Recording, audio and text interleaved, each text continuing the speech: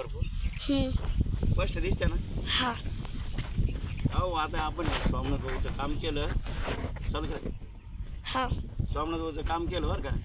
आता या पडकं घर असं झाप हां या माणसाने किती पैसे बुडवले असतील आपल्याला आता. हां अरे दारुड्या माणूस आहे, एवढे पैसे देईल कुठून आपल्याला. असे लोक म्हणते बरं का, आपण नाही. पण त्या माणसानं असं काही दाखवलं ना का मला पहिलंच गिऱ्हाईक असं मिळालं का त्यांचे पैसे माझ्याकडे निघाले.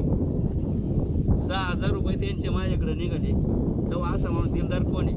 आणि लोक म्हणत्या दारुड्याचं हे पैसे मिळणार नाही, पैसे काढून घ्या. किती मूर्ख असतील लोक हे. हां लय पैसेवाले पाहिले अरे त्यांचे माझे पैसे त्याने बुडवले. पण ह्या माणसाने ना रुपया द्याला.